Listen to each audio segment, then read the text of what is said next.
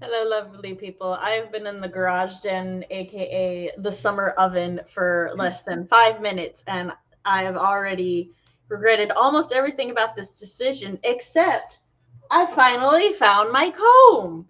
I have been Oh, looking for this bitch for 2 months. I had given it up for gone. you gotta spend more time in the summer oven if you want combs. I don't want to spend more time in the summer oven, Matt. Then It's you shall be combless. like, oh my gosh, I know this is like black and looks like it, but this is like extremely thin material. Like Yeah. you see how thin it is, and like there's no sun in here for the black to absorb. Hmm. So it's just like, Yeah. and I'm Just wearing shorts, heat. but yes. So Meanwhile, how I'm quite literally, I have a blanket on my lap because the spot that I stream from is directly beneath a vent. So I have cold air. share I know, like, we need to just, like, share the air do a little conditioner? portal and equalize our temperatures. We Because do. I'm always cold for streams, and you're always warm for streams. Well, I have been since summer started. Yes, I would prefer to be cold for streams because I have a blanket for streams that I haven't touched in Yeah.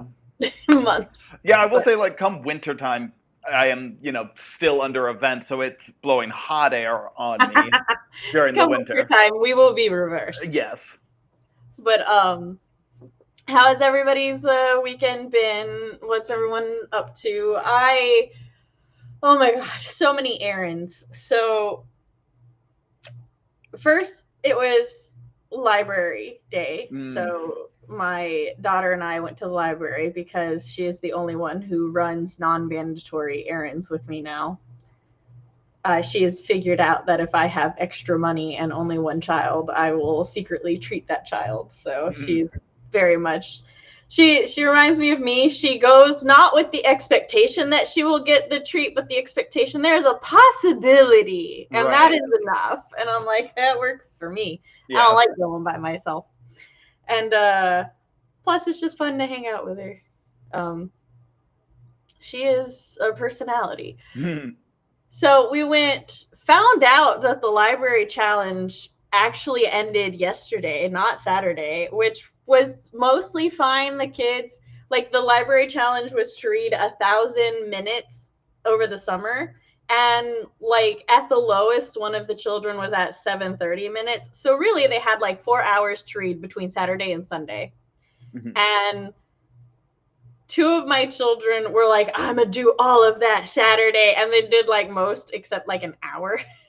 And so then Sunday they did an hour. My daughter was reading The Hobbit, which Ooh. is quite a hefty book. Yeah. And so she I could tell she was getting tired because her average, like I introduced her to Spirit City uh Lo-Fi, which she greatly enjoyed. During her like break sprints, she typed up lore for the Oh, avatar fun. character that she had created in the journal feature. So the Yeah. journal feature on there is now I don't know, I wasn't allowed to read it, but it's some sort of the like history of Yeah. her little avatar and finding the spirits. And then like she would read for the 20-minute sprints. And at first she would read for 20 minutes and she would get like 12 pages. And then by the end she was like doing 20 minutes and getting like 10 pages. She Yeah. was so done with that book. Which I was like, hun, you only have to read like any book for the library challenge. And she's Yeah. like, no, I will finish The Hobbit. Yeah. Okay. And then my other child, he divided his. It was like 5 hours, so it was like 2.5 on Saturday, 2.5 on Sunday, and I'm like, okay, that works. Hmm. So they all got it done. Sunday, because they were also doing the Books a Million reading challenge, which is to read 4 books from a curated list of like Hmm. kids books and stuff. Which The Hobbit was one of them, and that's why my Right. daughter kept reading. But like, I kept telling her, I'm like, you don't actually have to read The Hobbit. Like, she had already read a couple big books, so I was like, you can just cheese it and go take one of your brother's comics that's on, like Dogman and Captain Underpants are on the list. You could just go take one of their comics. She was like, no, absolutely I not. am finishing The Hobbit for this challenge.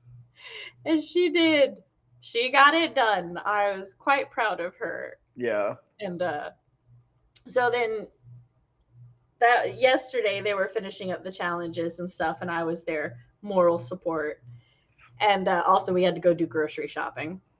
Yeah. Which I also taught her how to lightly cheese the Spirit City task list, because my daughter is not a task list person.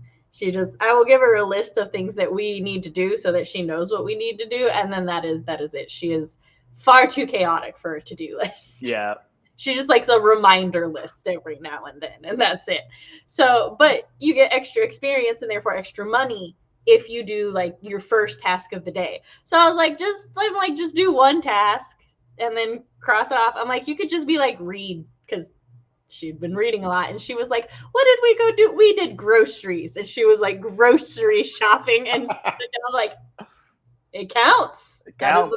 That was an errand that we had to do. And then then today I was like, okay, it is now reward central. So we went to the library and they got their prizes and stuff, which I had actually forgotten that if they do the 1,000 minutes, they get a free book. So they all got to get a free book. And there was the choices of free book did have things that the children were very interested in. So that was good. My middle just picked up this book on, it was like something about vampires, and he was like, Mom, vampires. And I was like, vampires. And then that was the book. He didn't even look at the rest of the books. Yeah, just like, done. He's like, this is mine. My daughter picked a very pink comic book. I only comment on it because she's like, Mom, look, the cover's so pink. I bet when I open it, all of the pages are going to be so pink. This is the same child whose bedroom walls are a shade of pink that will literally punch you in the face. It's so pink. So she was like overjoyed. But she's also in that weird edgy phase where she thinks, well, okay, she doesn't say this, but it feels like sometimes she thinks she shouldn't like light colors. So I introduced her to the concept of pastel goth. She is all over that shit. She likes the dark edgy, but also the light pastel tones. So I'm like, that's your thing now. Yeah. I don't even remember what my oldest picked. I was just like, do you like that? And he's like, yeah, this is a good one. And he put it in his bag. And they also, like, for every 1,000, they were able to pick something out of this box, which the older two only took 2 or 3 things because they were like, there's really not that much in there that we want. And I was like, that's very responsible of you not to just get things just because you can. For sure. And then they had raffle tickets, so they got like somewhere between 10 to 12 raffle tickets that, they put their name and my phone number. And then they can win different things. Like, there was this let me tell you, I would have put 2/3 of my raffle tickets into winning that mini instant camera. It's like a a modern Polaroid. Hell so it's it's like an instant mini camera, and it comes with 60 things of film. None of my children were interested in that. I was like, oh, my heart hurt. But my older one was just like, do I have to? And I was like, sir, you worked fucking hard. Put all your tickets in the trampoline park.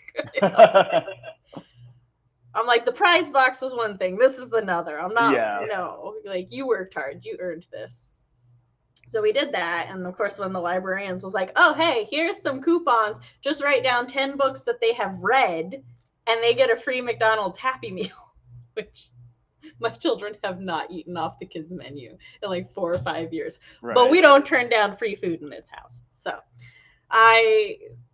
luckily for them, because I have that system, I don't know if you know or remember, but basically I keep a chart, right? For every book that they complete, I put it in the chart, and then I write down the number of pages. And for every 10 pages, they get a point rounding up or down. Yeah. So, and then when they get to 100 points, they get one book, $20 or less for 100 points, right? Well, because of that, that means that I have a list of books that they've read. So it was very easy for them to write down 10 books that they've read. And then, so we did that.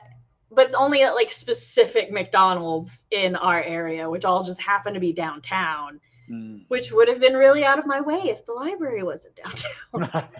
So then we went to McDonald's, and then we hit up Books A Million so they could turn in their reading log and get the Dogman bags.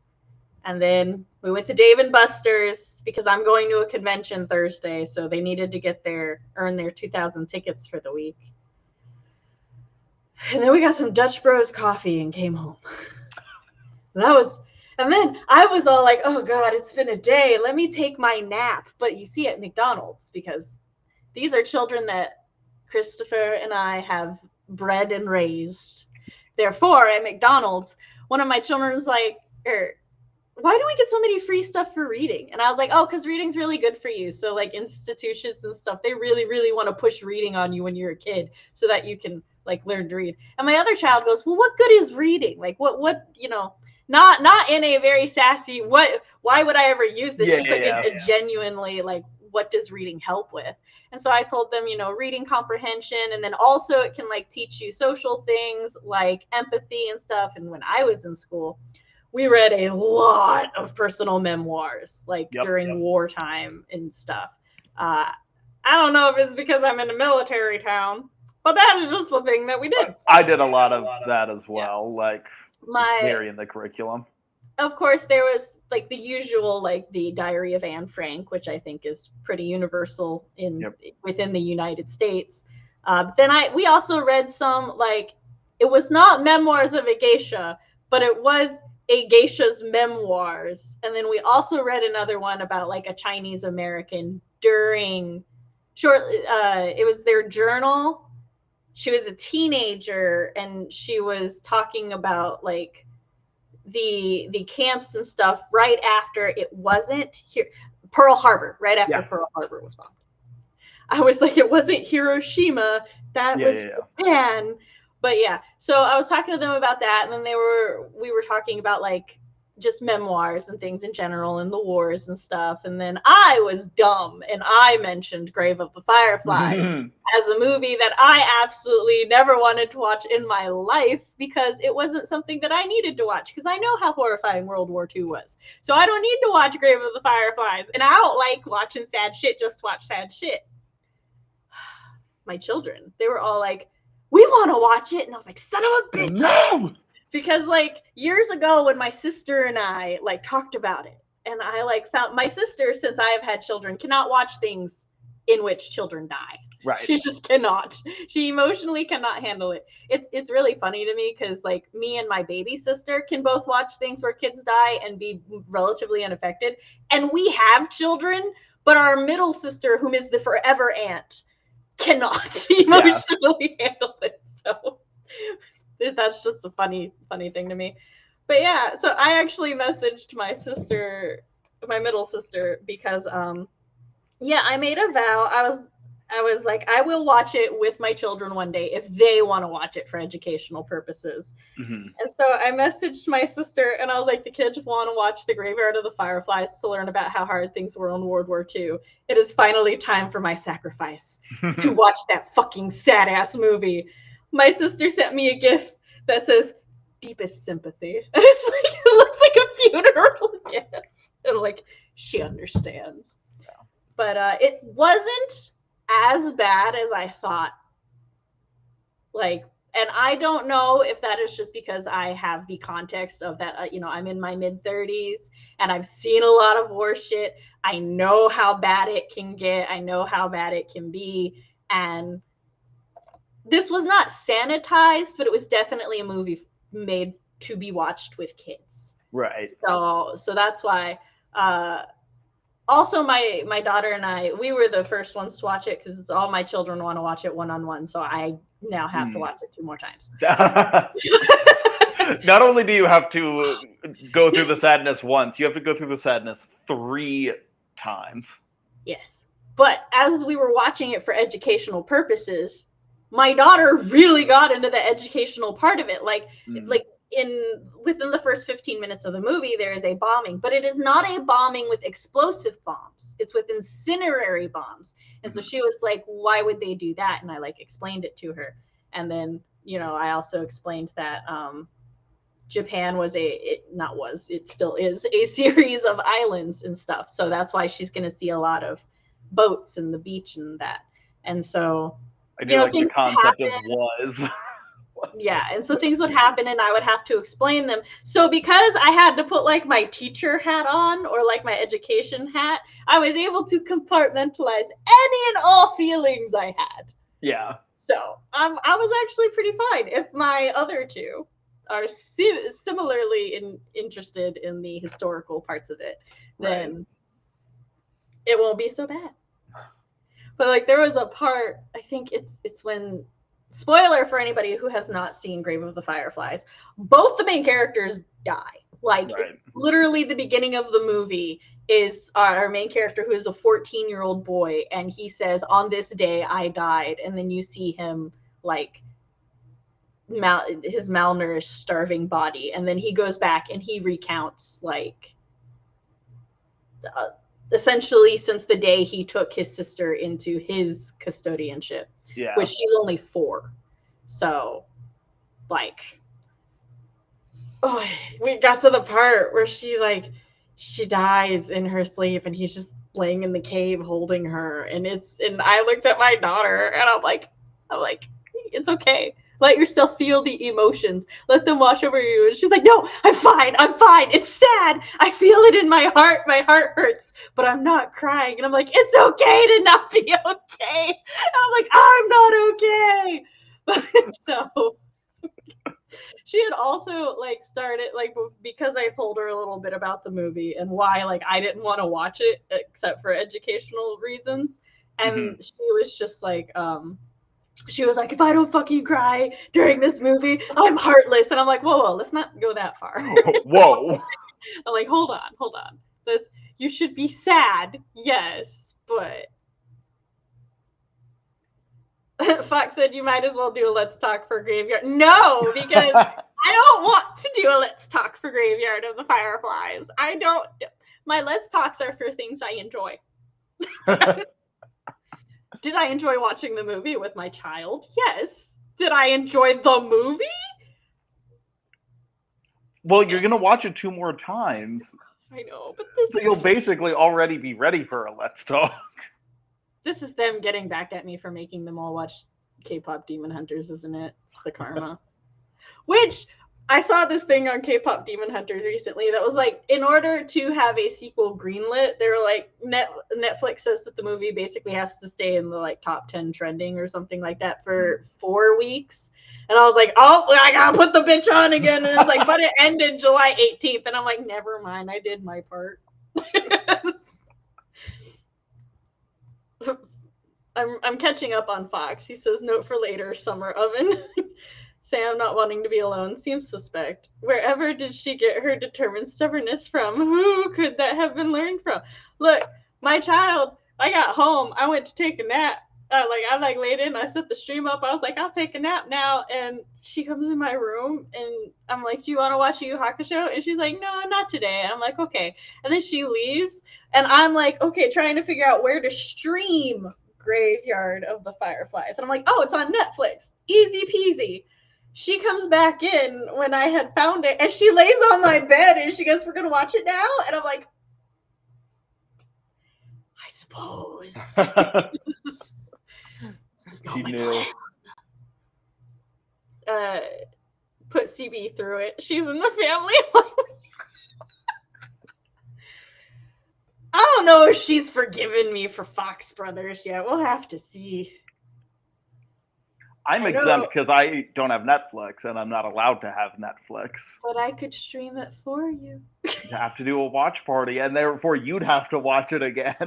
No, I wouldn't. I just have to hit play and read on my phone. I will admit, though, I am also a little shit because there are parts when I purposely, I'll point things out or say things to make whoever I'm watching with feel it even harder. Yeah, just twist the knife.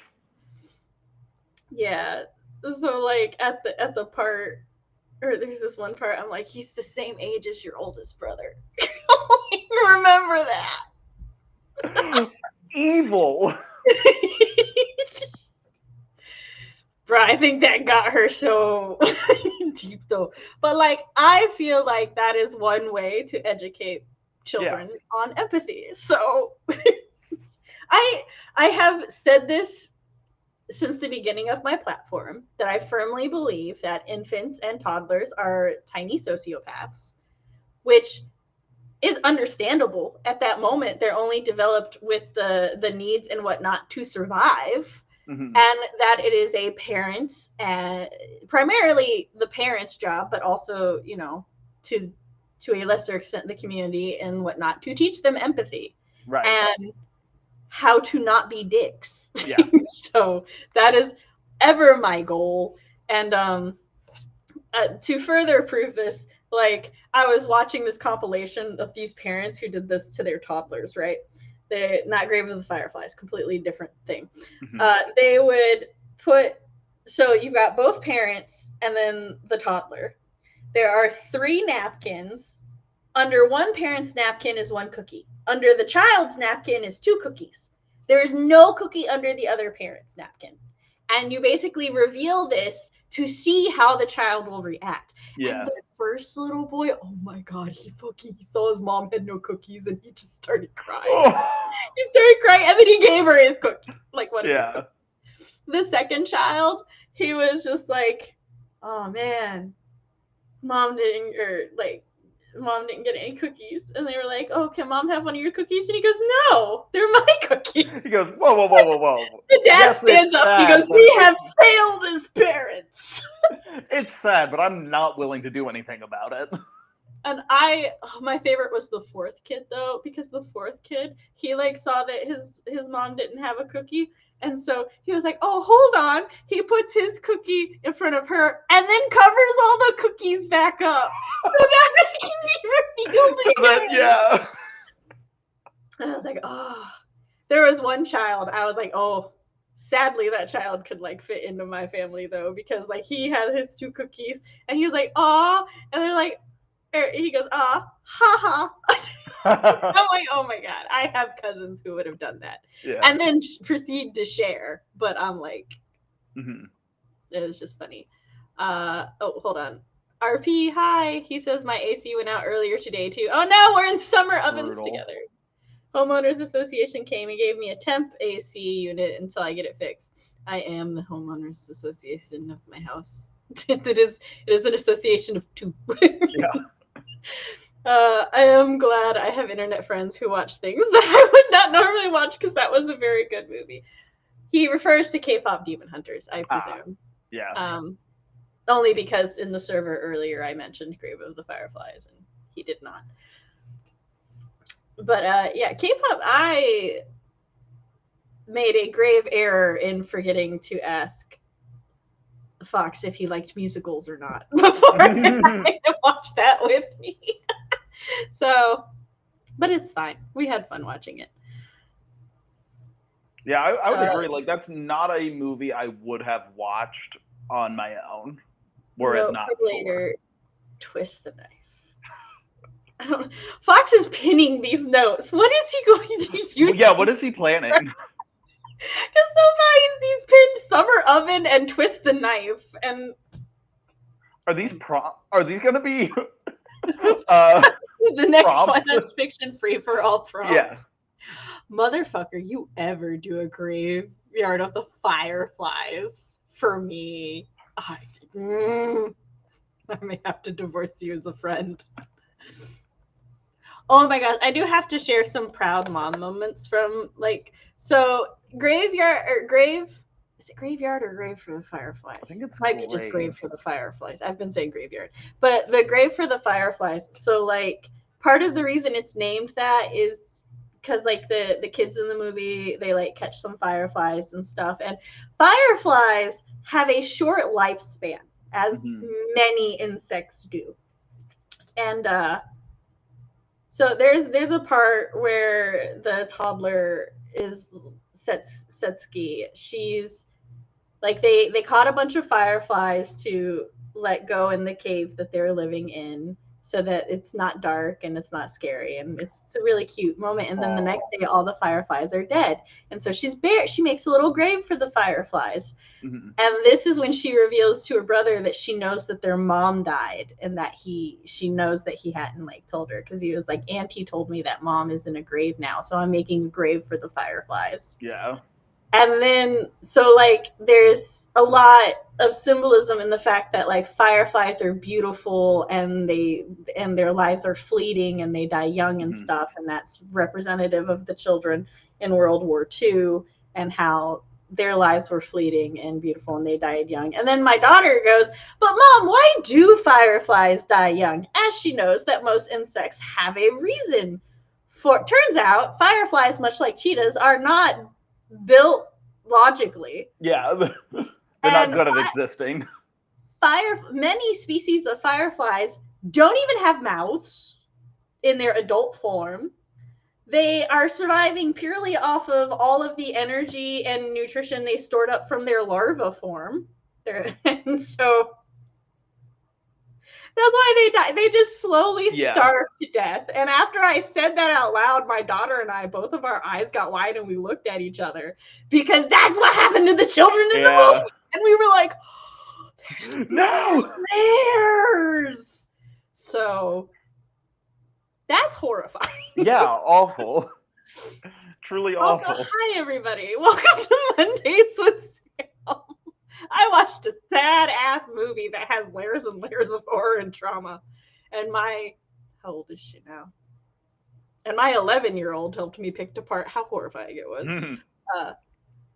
Yes, K-pop Demon Hunter is very, very good. What would the sequel be? Like, they fixed the Honmun, so Guima can't come through or send demons through anymore, right? Or did I miss something? Well, we think so. It's not the golden Honmun.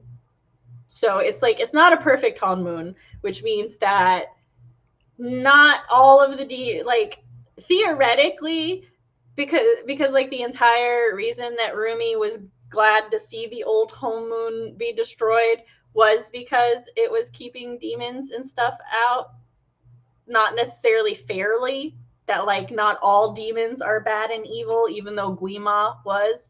So we've got this rainbow Honmun, and we don't actually know the rules of the rainbow Honmun. Also, we have no idea how Rumi came to exist. And a lot of people are really interested in that. Also, Mira and Zoe, we could have actual arcs with them and their backgrounds and stuff.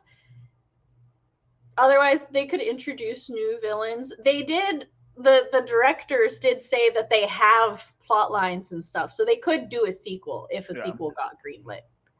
So Sasha boys have like a negative 80% chance of coming back, though, from all the interviews I've read, even though the fandom desperately wants them to return. I'm okay with them being dead, though. I don't need them back. As much as I enjoyed them, I don't need them back. They were classic they were classic minion villains. And therefore I love them. I don't need them to be deeper. There's always more layers. Always. I know. Yeah. So during this first sprint, Matt will watch the first third of. I for sure won't. I like how you looked intrigued until I said that, and then you were like, "Not on your fucking life." Yeah. That's what your eyes. I'll be doing what now? No, I won't be doing that. Sorry, I was mildly traumatized by the summer oven and forgot to set up our sprint screen. All right, so we're gonna do our first sprint, and then when we come back, I'm gonna ask Matt how his weekend went, because I spent 30 minutes just talking about my children. 3, 2, 1, go.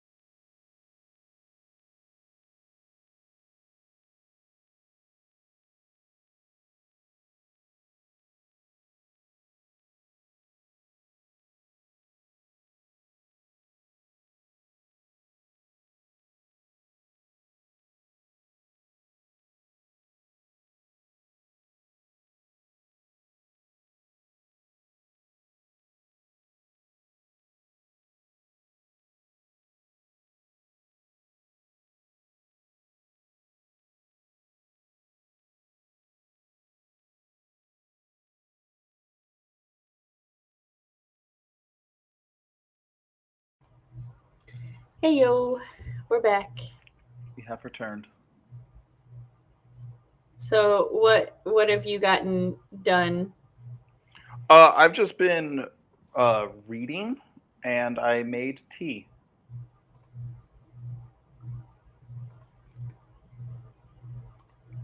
How about you? Okay, sorry, I just realized you were coming out of the wrong thingy. Oh, I I got a phone call, and so I spent most of the sprint on the phone. And then I also changed into the lightest tank top that I own, which, for those who fun fact, satin and many different satin and or silk blends of fabric actually help with like self-regulation. So if you're like really hot or really cold and you wear something satin, it like helps your body figure its shit out. So that's why I grabbed the satin tank top. So I'm gonna be very shiny for the rest of this is how you guys will see me in the void. I figured out how to solve the problem. So I actually do feel a whole lot cooler now that I've put this on. good, good. Chat, let's see, RP said also, yes, I want to know how Rumi comes to be. I read way too much into this movie. Like, sir, dive into the fandom and you will be like, oh, I did not touch the tip of the iceberg for how much I read into this movie. At least that's how I felt. Yeah. Like, how does Guima not know that there's a demon hunter who is part demon? See, I fucking love that bit. That at some point he's just like, so there's a hunter with my marks, and I can't do anything with that. I don't know how this happened. Or does he know and he just chooses not to say anything, even though it's such a glaringly obvious way to undermine the demon hunters? Well, from what we've seen, Guima can't actually interact with the demon hunters directly until like the end of the movie when the whole moon is gone and he is in the human realm. Mm-hmm. So it's entirely possible that he's been trying to like reach out and fuck with Rumi and he can't. And then he like realizes that like, because he also doesn't bring it up until after Mm-hmm. What the fuck is his name? Junie? Juno? I'm awful with names. Juju, until after Juju figures it out, and like, because he's all like, Hunter, who's part demon, and then after that, Guima's like, yeah, so about that Hunter. So I think, he's keeping his hand close. Also, I thought for sure Staja was going to be revealed to be Rumi's father, and so many people thought he was going to be her dad, and then they're like, oh, never mind. And then he wasn't, and I honestly could have gone either way with that and have been happy. I feel that. Hey yo, book buyer, welcome. RP got 3 new betas, and they have agreed with literally every other beta on one thing. Every beta has asked if a particular chapter if a particular character had to die in chapter 1. To be fair, did I ask why they had to die, or was I just whining why did they have to die? These are 2 different things. Because if it's who I'm thinking of, I want to say, which of course correct me if I am misremembering my own opinion, because that has sadly happened before. But I think that like I was just upset that they died, and I didn't want them to die, but I did not actually pose it as a critique of the chapter. Yeah. But again, correct me if I am wrong, because like when I beta read, I go in with a reader's perspective for the most part. Mm-hmm. Yeah, that's true. Didn't think about that with Guima not actually interacting with the world. Yeah, like the stronger the Hon Moon got, the less he could. So it's also possible that the Hon Moon was like so strong that Guima himself didn't know until that moment, and then he was like, "Wait, one cop." Oh shit! Like, what the actual fuck? He's like, hold on a moment. I don't like this. But then also, Like the thing with the patterns and the shame and stuff, Guima is never actually able to do anything to Rumi with her demon marks. Like he can get into everybody else's shame and stuff because my theory is that because he not feeds, but he like manipulates people with their own shame and their fears and stuff. And Rumi's shame wasn't actually her own. Right. She was taught to be ashamed of who she was because of what other people did. So I think that is an interesting thing, which they could go more into in the sequel if they wanted. I mean, they're both basically the same thing, and I've also wondered if that character actually had to die even before I got beta readers. That's fair. I just want it known I'm very whiny when some characters die for various reasons. Despite the many characters I myself kill off. Reader Sam is so whiny. I don't know how people put up with her. Okay, but also, how does a demon accomplish such a thing and then not brag about it? I mean, if the demon, assuming we're talking Rumi's dad, if he was like in love with Rumi's mom, then I would see him not wanting to find out about that.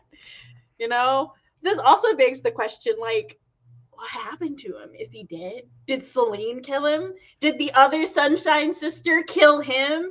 And then Rumi's mom kill the other Sunshine Sister, and then Celine kill me. There's so much. See, that's the other thing. So many things. Prequel, sequel. Yep. If they did a prequel, I'd want it to just be like a short movie or like a long episode, like a special. That's what it. Yeah. Yeah, I'm generally not a huge prequel guy myself. Or was said demon punished for that, and Guima just hit it for XYZ? We don't know. Also, perhaps, was her dad just a demon in hell and not like one of the ones that Guima could control with the shame? Because presumably there are also other entities, I guess, because Derpy and Sussy don't appear to be demons.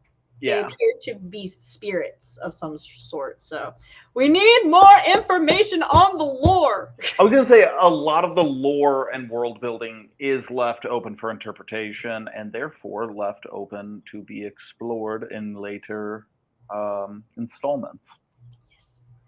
Yes, all of this begs the question, what the fuck happened to Rumi's dad if he actually did love Rumi's mom? I assume dead. But how many people died? I assume dead. I need answers. Go back in time and watch the movie 45 times so that it can remain in the top 10, and therefore we can get a sequel.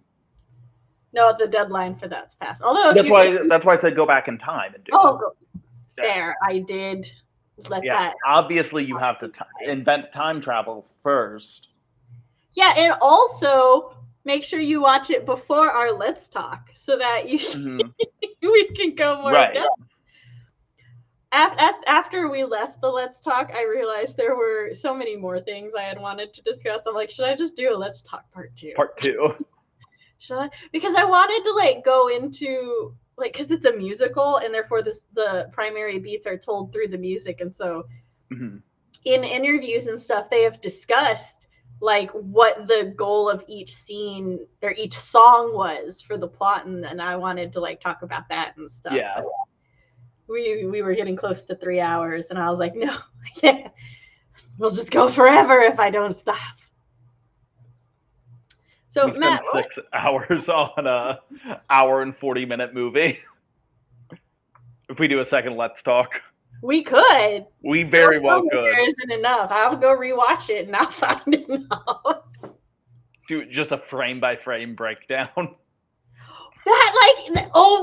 even that reminds me from the animation standpoint. So the girls and most of the humans and stuff are animated on 2s, which means every second frame has an animation moment, but the demons are animated on ones. So every single frame has movement. But when Rumi starts to go demon, she's animated on ones. Mm. And this is one of those things that I myself would never have fucking noticed, but I follow a lot of animators who break shit down, and they noticed and demonstrated. And I was like, that's so cool.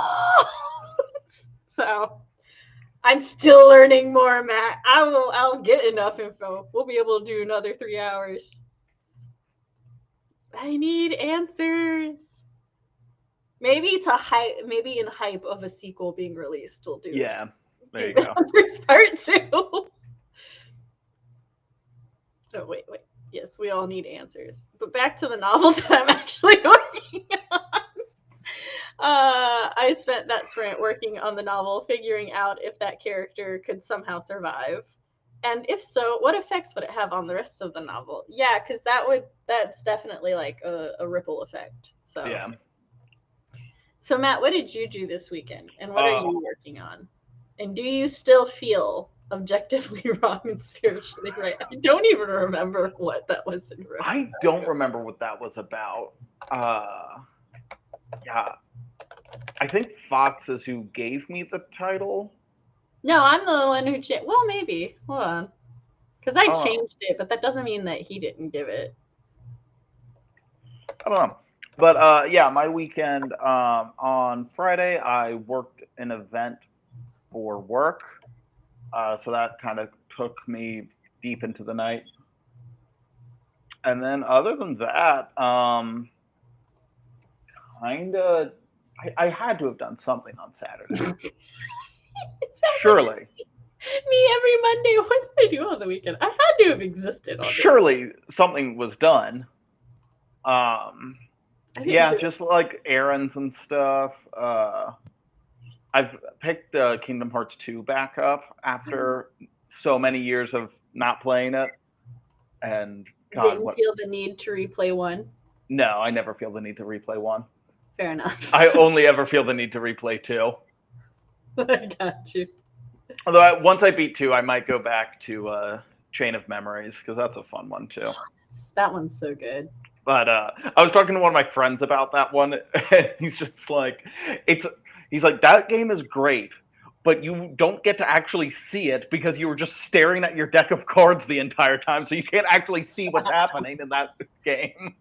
Sounds like somebody needs to learn to micromanage better, because I never had that problem. Just like, I'm just watching the cards and organizing my deck while Sora's just out there like wrecking shit, and I don't even watch it. I'm just on the cards. But yeah, Kingdom Hearts 2 is incredible. And then spent a lot of time talking to my friend who we played that game like growing up together, and we both just talked about how great that game is. And I was like, I don't know if I played this game at such a young age that my taste developed around Kingdom Hearts 2, or if Kingdom Hearts 2 was just the perfect game. I'm like, I don't know. It's not the perfect game. I think my taste developed around it.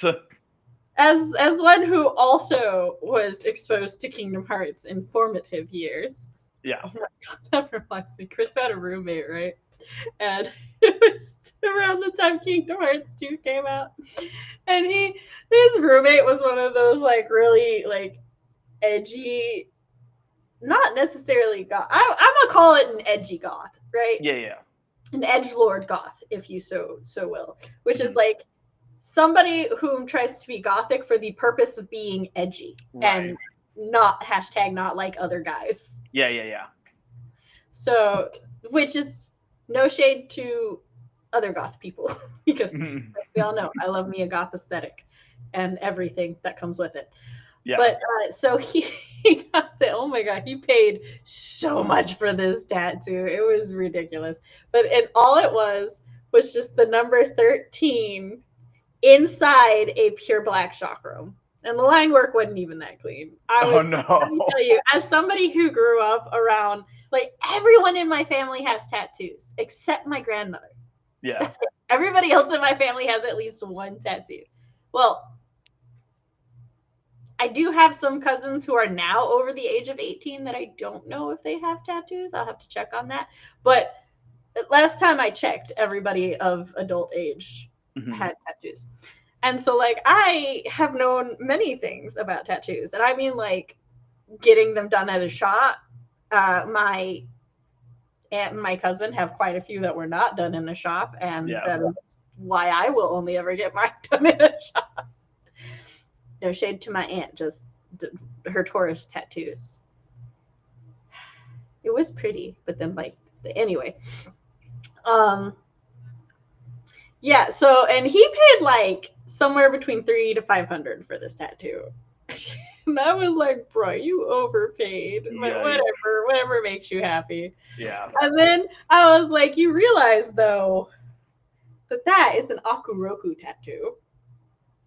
Because hold it. Okay, so he was going to go to an anime convention with this, new tattoo.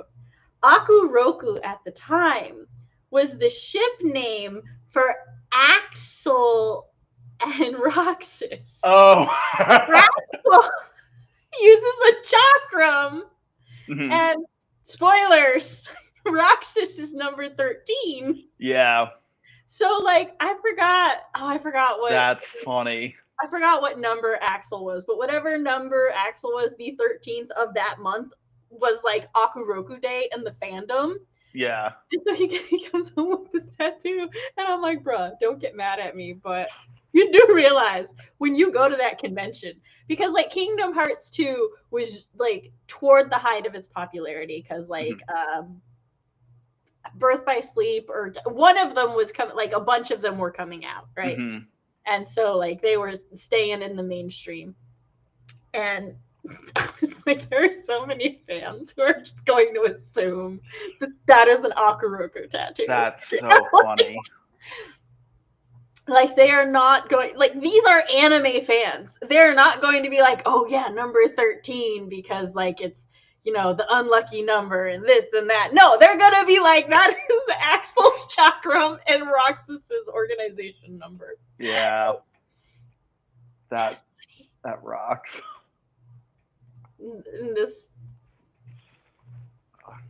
But yeah, I did that, and then what I'm working on is I'm reading a book. Ooh, what book are you reading? It's called The Bone Ships. This Never heard of it, but the cover. Yeah, it's a nice cover. It is.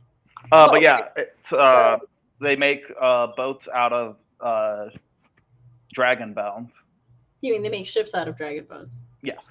You said they make bones out of dragon bones. Oh, yeah, well, and couldn't they? And couldn't they? I will say, I had this complicated mix of emotions when I saw the cover, because I was like, oh God, that's an ugly cover. But I was like, but I also really love it because it's just so of a certain era that I am nostalgic for, though I never lived through it. And I'm like, what the fuck just happened to me? One of my other incarnations reared there. Yeah. Yeah. It sounds really cool. At first I thought you were going to say The Bone Witch, which is a book that I enjoy. No, I'm early in it, and it is pretty slow moving, but I'm trying to not give up on books as soon as they piss me off.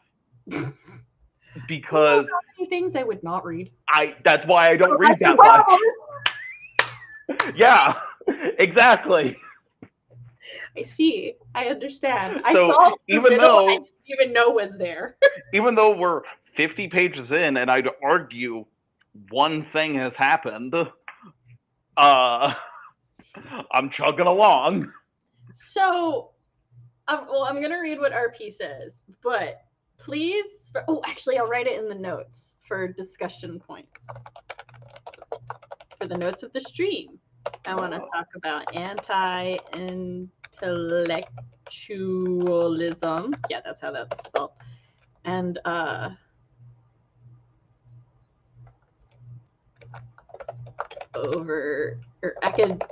academia elitism. I'm pulling out my $5 words. Yeah.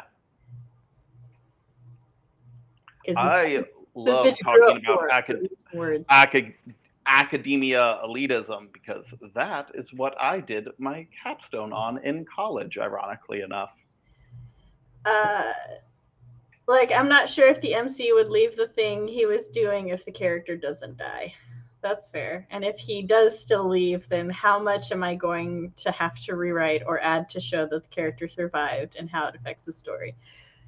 What if, and I apologize for the unsolicited advice, this is just the thought that I had. What if the character doesn't die, but the MC doesn't know that they live?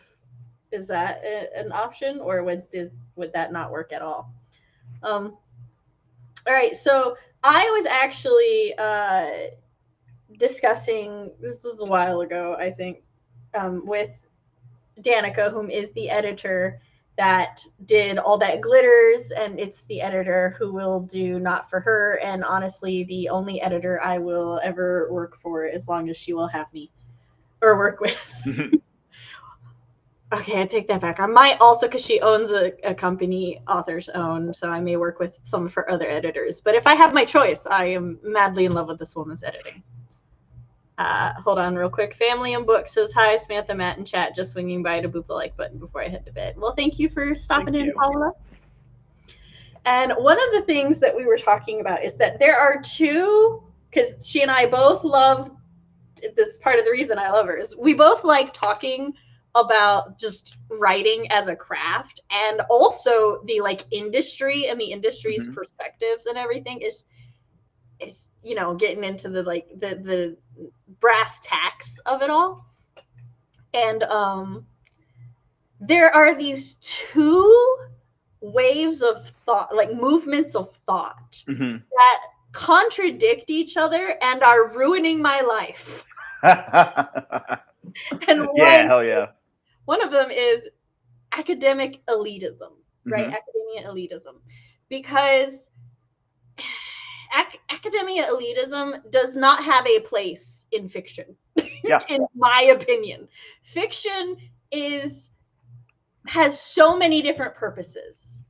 And sometimes writers want to write for a message, for a point. They want to write because they have something important to say and they want to say it to people, or like they have something to cope with.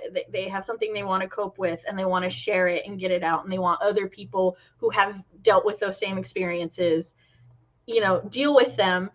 That there's also fiction writing that does have an academia purpose, but the elitism should not be applied to it. And a really good example of that is like we were talking earlier, the memoirs and stuff we read to learn about, like, basically to learn empathy and the human experience of what people dealt with in history. And like RP said, for those of us who don't know, can you give a brief explanation? Oh, yes, I shall. All right, so what academia elitism is, and while I did not go to college for creative writing myself, I know a lot of people who did, and that's actually why I did not go. Because of everybody I know who went for creative writing, only one person that I know of had good things to say about it, and that is my husband. He has a degree in it, and I genuinely feel that getting that degree destroyed part of his voice for when he was writing, and that he is working to regain that voice. Yeah, I didn't major in creative writing. I did take a handful of creative writing courses in college, and yeah, I would not personally recommend that degree for people. Okay. Yes, those are the two phrases that I said. I just wanted to confirm that. So I want to focus first on the academia. Yeah. Because, webcam. Don't be rude. Webcam is very pro academic elitism, and it's just like, excuse you, no, you're done. Of course it is. No, so the thing with academia elitism is they're all like grammar, the rules, structure, everything has to be like done this way, that way. When many people, I'm trying to generalize it and not, you know, do I forgot the fucking term. Absolutes. Yeah. I'm avoiding absolutes. I want to just generalize. But a lot of times in these classes, they'll be like, oh, yes, this is a creative writing class. And so we are all going to write nonfiction contemporary. Mm-hmm. And like nothing else is okay. Everything else is beneath us. It's all contemporary all the time. And there used to be a very like firm line between academia elitism staying in that corner and then fiction or genre writing being in their own corner. But within I'm gonna say decade, within like the recent decade, there has been kind of a push for creative writing to come to that stupid ass bar. Yeah. This is a very biased account, everybody, mind you. I am not hiding anything here. That stupid bar of, oh, well, if you want to write fiction and you want to write creatively, you also have to have perfect grammar. And you're like, you have to have like, everything has to have meaning. Your prose have to be this way and you have to do that and stuff. And so it's basically like you have to have this certain je ne sais quoi to all of the writing, or your writing is like basically peasantry. Right. And books like A Court of Thorns and Roses get like ground into the ground because it's like, oh, well, it's drivel, it's whatever. But here's the thing. While, like I said earlier, a lot of fiction does have like things that it wants to accomplish, sometimes the only goal fiction wants to accomplish is entertainment. Right. Sometimes people want to just tell a story to tell a story. And academia elitism, it's not new. It's fucking Tolkien was considered children's fiction because it was fantasy. What adult would want to read fantasy? It's just academia had gone into its nice little corner and stayed there, and now it's trying to come out again, and I want it to go back into its mushroom corner. Like, stay the fuck away. And one of these things is, it's funny. I shall not name any names. I'm not even going to use genders when I speak about anybody in specific in my mind. But there was a writer who read one of my stories that was professionally edited, and they told me that the story read as unedited. I discussed this with my editor, whom had worked in traditional publishing, who was part of an association for editors where they like had to have a certificate, and like you could not get more professionally edited. Right. Then, and I talked to them and they were like, okay. I asked them what style guide and stuff they used, and they used the Chicago style guide. And I was like, okay, because I want to study the style guide so I can learn more about grammar and stuff, because being told by this other writer whose opinion I greatly trusted and valued that my stuff read as unedited really just didn't sit well with me. And I was like, do I just not understand grammar well enough to be able to see this clearly? And this is when the editor said something that, y'all, Sam in her teens had internalized, and I had just forgotten over time, that fiction writing doesn't have to completely follow grammar rules. As long as what you are trying to say is communicated clearly to the reader, what is more important is the way that your sentence is flowing and the information that you are delivering. Right. And as long as readers understand this information and are getting the story as long as they are getting your intention, that's what matters. It doesn't matter if you're going to pass an English grammar test with your story. And it's like, I knew that. I used to champion that, and then I just fucking forgot it. And honestly, that's what sent me on like my journey to relearn everything that I like basically was like, no, I'm starting at ground zero because I have forgotten everything I learned. And I mean, that's an exaggeration. I hadn't, but I had forgotten enough of the key points that I had built my own style around. It's like fucking Grapes of Wrath motherfuckers got run-on sentences everywhere. He's got incomplete sentences. Like so many classic authors and stuff don't follow grammar rules. Also, grammar rules change. I was about to say grammar rules are changing constantly. Well, even now, like M dashes were all the rage and still kind of are, but now it's like M dashes are like one of the telltale signs of AI. And so now it's like that whole issue of like, shit, what do we all do with M dashes now? Oh, I love an M dash. Right, I love M dashes, but now apparently anything written by AI is going to be rife with M dashes. And so now I've seen stuff that's like, if you use a lot of M dashes, we're not saying you have to change it, but just be aware it might cause people to accuse you of using AI because a lot of the AI writing programs use a ton of M dashes. You can pry my M dashes from my cold dead robotic hands. Yeah. But yeah, so that's the thing. So that's one of the things that we discussed, right? Mm-hmm. The academic elitism. Yeah. Did you want to say or add anything to that?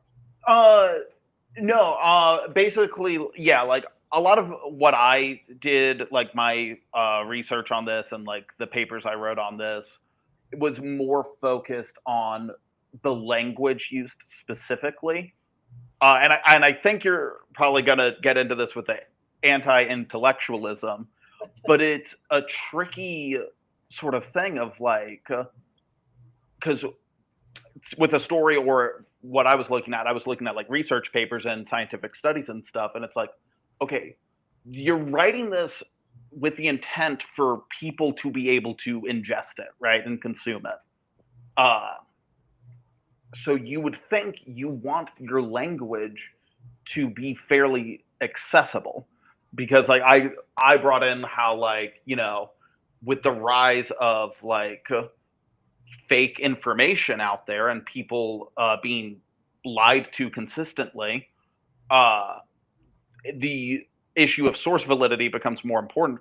But so many primary sources and like actual scientific studies are written in such dense language that a layperson couldn't possibly read it.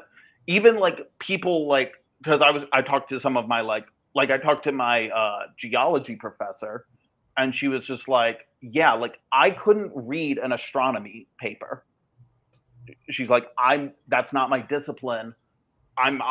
She's like, I feel like I'm a pretty smart person. I have a doctorate. I'm a geology professor, but I'm not trained in that. So I couldn't even read an astrology paper or like a medical paper.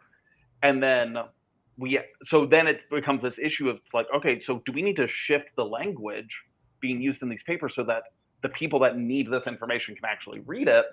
But then we get into anti-intellectualism of like, we shouldn't have to necessarily dumb things down and like sacrifice these words. The anti-intellectualism I'm going to talk about is something different. But okay. Yeah, I think what one could do in that is they could do the paper with the proper terms, and then they could do like the layman's paper. Right, which is kind of what my sort of like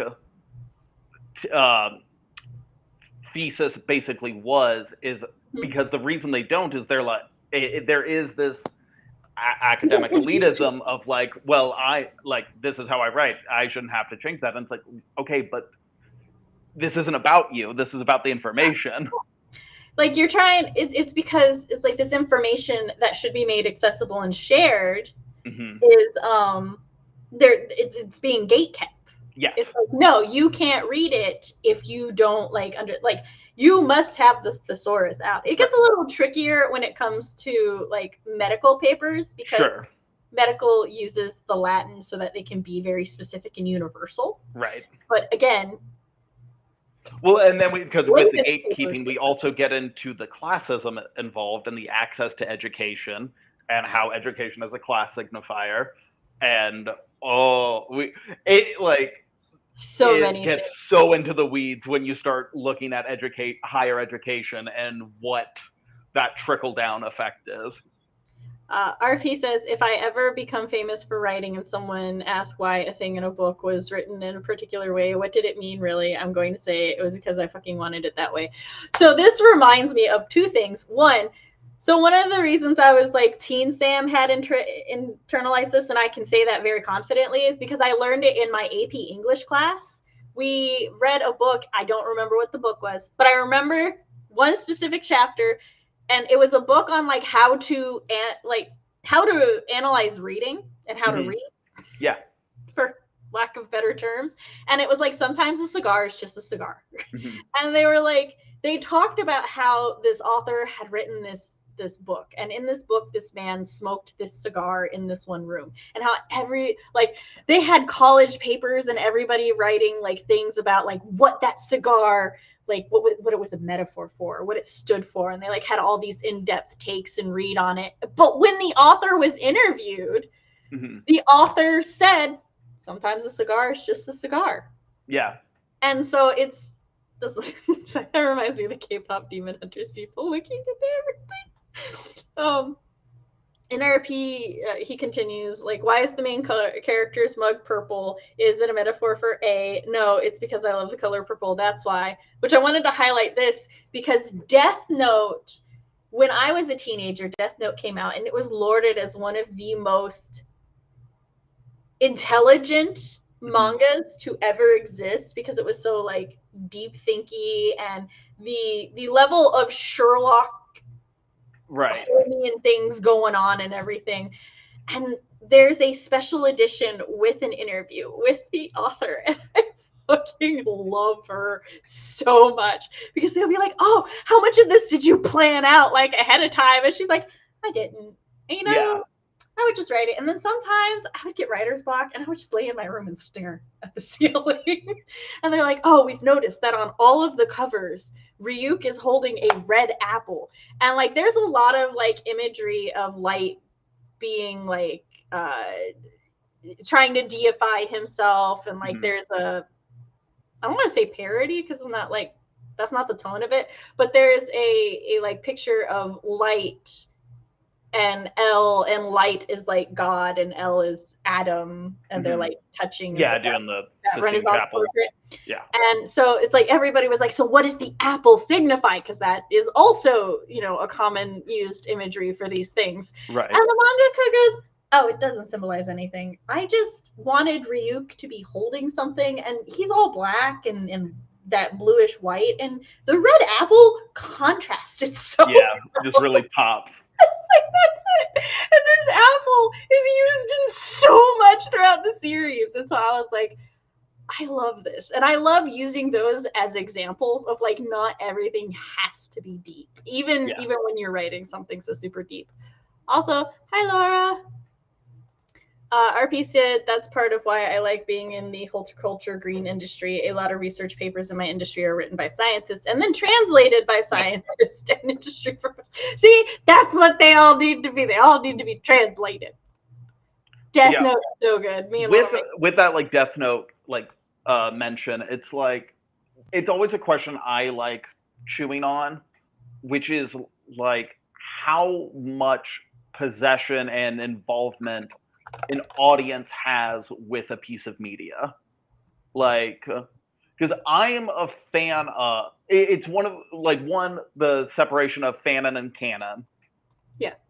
But then also like Sorry. No, you continue your thought. Because I'm also like a fan of, because again, to kind of like tip into the anti-intellectualism, like the whole like the curtains are fucking blue, that quote.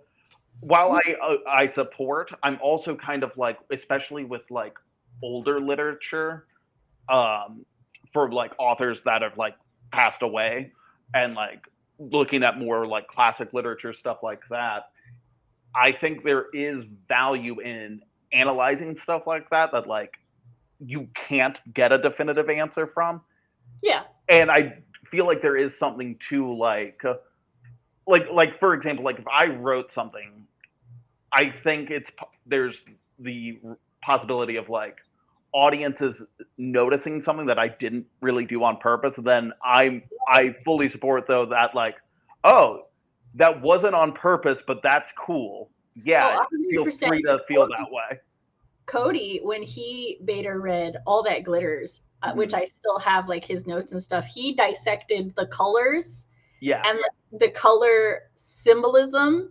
And like, while I had absolutely zero purposeful intention with it, the color theory that he pointed out actually fit really well with all of the like themes and everything. So I was like, yeah, no, it's great.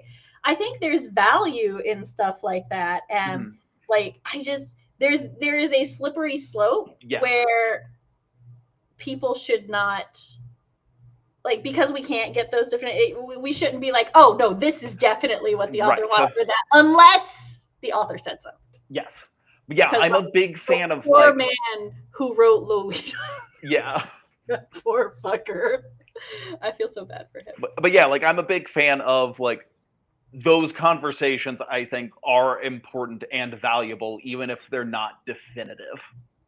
Because I also think there's something to do, like, with the, like you were talking about with, like, the color theory and stuff, where it's like, I think authors can also, like, put things in subconsciously that then audiences can then pick out, like, both positive and negatively.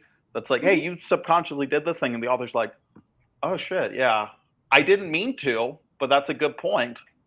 Yeah, I love shit like that. CD said, I don't. Right now, we are discussing academia elitism, and we're going to go on anti-intellectualism in a little bit, because these are things that have been on my mind and I wish to discuss. And we may or may not sprint again tonight. Yeah. We'll see. We're very into this conversation. Real quick, small detour. Laura says, how do you decide what gets a point of view and what percentage of chapters are them? I'm debating between 1 and 3 POV, but if we get into one of the heads too soon, it spoils the twist. So this is actually sort of like works around with my academia elitism complaints, because I feel like the writing community weirdly is a little too, I don't want to say hung up. That's not like the connotation I want to but I think that, like, as a collective, so many people in the writing community are still learning that they're taking, like, academia and like certain advice to heart, and not like actually allowing themselves to grow the way that to grow and flourish. And because this question comes up a lot in chat or in chats and stuff, where it's like, how many POVs and stuff. There was this idea floating around that if you do 2 or more POVs, then they have to give equal percentages to both, or that you like have to introduce all of the POVs before a certain percentage. And in all honesty, no, you can do whatever you want. In fact, the percentage that you give to a POV can actually, like, be part of your storytelling thing. So for example, in one of my series, I'm going to start out with it being 3 perspectives. But as the series goes on, I'm going to stop doing the 3rd perspective, and, like, we're going to get inside their head less and less, because they're doing a secret thing in the plot that I don't want readers to know about. But I'm going to hope that readers don't notice. And if they do notice, maybe they'll pick up on it. But then, like, because that one's going to figure out a thing and then have a plot of their own. And so, like, it'll eventually just be where you don't get that character's perspective anymore. So you could honestly just do the first 2 perspectives for like a whole book or 2, and then add the 3rd one later. It's whatever percentage you feel serves your story the best and that flows. Like, I know somebody who is doing a dual perspective, and they were dead set on every other chapter, right? So in order to make that work, their chapter lengths are just drastically different depending on what's going on. And that's fine, because that's what chapter breaks are for. So yeah, it's whatever will serve your story the best. Again, because I can only use antecedent examples from myself at the moment. For Save Her Soul, I was originally just going to have 1 perspective, and that was Moxie's perspective. And I had, like, chapter 1, the opening scene, I had the details. It was glorious. It was beautiful. And then I was like, no, you know what? The story could actually benefit from Rochelle's point of view. And then I was thinking about it, and I was like, son of a bitch, the best way to start the story, if I were doing it that way, would instead be from Rochelle's point of view. And then I got sacked because and that's just what it is. So I would just say play around with it and do whatever you need to make the story flow, and don't be afraid to like, if because your plot is one way don't be afraid to like dictate when events happen based on like whose perspective you want it to be from, or to change perspective because you need something to happen in this timeline. CD actually is like does that a lot, like as she goes through, because she'll like outline and then like she's got a basic outline and then she'll outline a little deeper and then she goes through and she's drafting and then sometimes she'll like message or she'll be like, I should like move this scene to be from Rye's perspective instead because I need it to happen here, or like she'll say I really wanted to write this other scene, but I think I'm going to have to do it from Jason's perspective. And then doing that, she like starts to figure out what changes would need to be made. So it's, I would say don't get too married or set in stone to it at first, and just do what you need to do as you're figuring out your story. Yeah. Go on. Yeah, I was going to say, just to add on to that a little bit,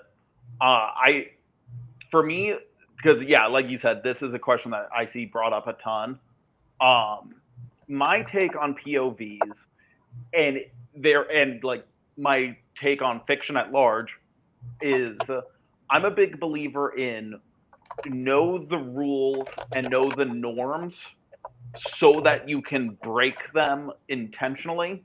And with POVs, my big thing is do whatever you want, just do it intentionally and like with like thought put into it. Because like, for example, there's a book I read and like it was flipping back and forth between like two main like POVs, and then like 2/3 through the book you get a chapter that is from the perspective of just like a random guy and it shows like the main characters basically like doing stuff, and it's the point is to be like, hey, this is what they're doing looks like to the rest of the world, and like you see them doing stuff and it's just like, oh shit, that's really cool. And so what was the series? I forgot the series. It was actually that Romeo and Juliet duology that I read that I was like, I really wish I liked Romeo and Juliet, because then I'd probably enjoy this duology more. But they did something like that too, where they would have like in each book they'd have 1 or 2 chapters that's from like a random citizen or something. So it's like really, it's as long as it's telling the story, that's all. That's kind of my thing. It's just like, I don't think POV, like, I think it should have more thought put into it than just like vibes or a pattern of like keep it alternating.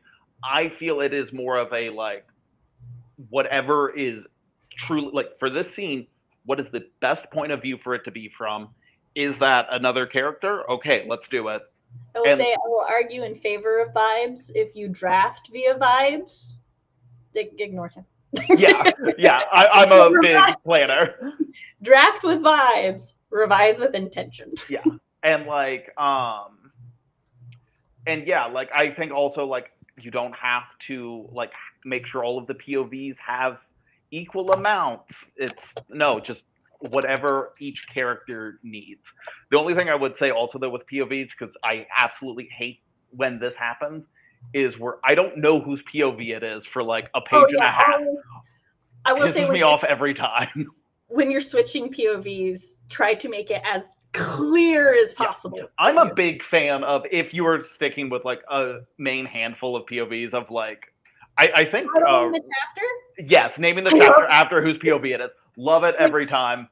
I'm like, I don't care if this is easy. I have never gotten confused when they were labeled. No. Never. Because it's also nice. The reader know, and it preps you. Even although I would love to like have the chapter labeled and still give me a chapter title. I love chapter titles. I don't like chapter titles, so I am just like, just put the name, because it also, because are we not friends anymore? I know. I can't. This doesn't feel like something either of us feel strongly enough about. So. No, but yeah, it's just something I've never really liked that much. But I'm gonna title my chapter so well, Matt. You're gonna be like, "Fuck, I like your chapter." There have been times that I've enjoyed it, but more often than not, I'm just like, That's fair. But But no, I also like with the naming the chapter just whose POV it is, because without a doubt, there's going to be at least one POV that I don't really like that much, and one that I like more than all of the other ones. You're mentally prepared. And so, yeah, it lets me mentally prepare, be like, okay, we're going to have to just kind of grind through this chapter, or it's oh boy, new chapter for this character that I really like. Fox said BRB rebanning Matt. He also like. I think most people like chapter titles. I honestly don't. I don't know. This is a vague statistic. I have no premise for. Yeah. Hold on. Let's catch up on chat real quick. Yeah. CB said, Laura, you can control what head is communicating to the audience. I think she means Laura can control which POV and what POV that is communicating. Yeah, I think so. I had a good way to explain it, and then my brain said no. Yeah, like an unreliable narrator. I love multiple POVs with unreliable narrators that mildly contradict each other. And that's, the Atlas 6 is the book I'm listening to right now, and it has 6 different POVs, and some of them are so wildly like their perceptions of the other characters are so wildly different. Like Caleb absolutely cannot stand Libby. He's like, oh, fuck Libby. And then he's like, damn it, Tristan is befriending Libby. And then you've got like other people's POVs where they're like, oh my god, Libby's like so insecure and all this other stuff. But then you get to, I forgot his name, but oh boy, and oh boy is like, God, Libby is the bee's knees. I am ride or died for my nemesis. sorry. I went to vote in CB's poll and saw that I meant timeout in your Discord. Oh, that is a first. That's so funny. I'd prefer it. Are they funny? CB doesn't know. Matt's been timed out for 5 minutes. That's what I was just told. That's hilarious. But yes, so I love me, and that's like the thing with the elitism. If you like stick to the academic elitism, you can't have as much fun with your narratives. Yeah. CB says also False Prince did a good job of POV character, knowing a reveal and it not given to the audience. Oh, it did. Like, The False Prince is a book where the main character has a secret that the audience can figure out, or it could fucking go over your head so easy and you not seem like a dum-dum for not getting it. Yeah. So Laura said the twist is the character is possessed, though. I mean, like I said, you could just hold off on that POV until like much later. And then like after, whenever you feel is, in fact, switching to that character's POV could be the good reveal to the audience while it's not revealed to the readers, if you want to go that route. There are different ways. Yeah, because I was going to say, I feel like there's also, I think you can still do that. Like, you could do that POV without revealing that it's an ancient pagan god possessing. And just, it would be, like, audience are going to be like, what the fuck is that POV? And it's just, like, a thing to chew on before they necessarily get that reveal. Yes. CB also said not me verbally responding. She wants to join it. Well, I mean, CB, we've got an extra seat. I'm just saying. You have the power to invade at any time. You're signed into my account. RP says the Crescent City series by Sarah J. Maas is a similar thing where the main character knows the twist, but it's not revealed until later in the series. Yes. Then Laura said maybe I should try outlining. Maybe. I believe Laura is a pantser or a vibes person. Oh, that's my name. Chapter by chapter style. Yeah. Even if you just like, I think, okay, while I do believe that pantsers exist and whatnot, I do think that it is good for everybody to try out different things. Yeah. Like, I think all outliners should try pantsing at least once, and all pantsers should try outlining at least once. And there's like different ways to do it. Also, like, you know, plantsering is a thing. It's just writing processes. Try them all. Also, hi, Thag. Pull a Shakespeare.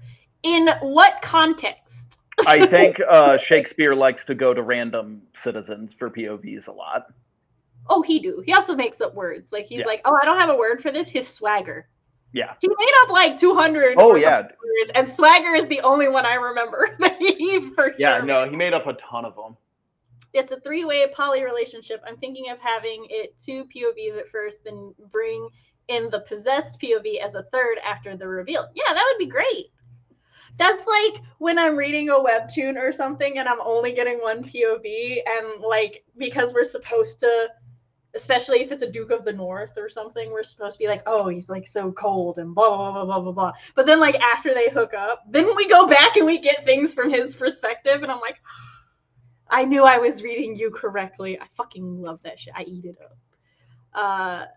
CB said that would be cool. Thag said that was what I was thinking, Laura. The third POV being the reveal, maybe. What do y'all think about chapter titles? Made a poll in your server.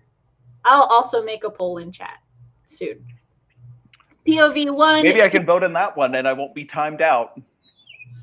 Don't tempt him. He can log into me. Super devout Catholic male with a history of self-flagellation. POV 2, pagan girl masquerading as a Catholic in a school of mostly boys. Wait, so is she masquerading as a Catholic girl or as a Catholic boy? I'm presuming masquerading as Catholic is either way. Survived an exorcism. Fair enough. POV, let me tell you, at first I was like, did they try to exorcise the pagan out of her? But then I realized how else it could go. POV 3, ancient pagan god possessing somebody. I'll read that story, Laura. I need it now. I meant Laura can control what the head in perspective actually tells the audience. Thank you. Yes, that I did understand correctly. I was doing horrible communicating. The body of a student to save the girl from her warden. He was the one who was possessing her years ago. Ooh, intriguing.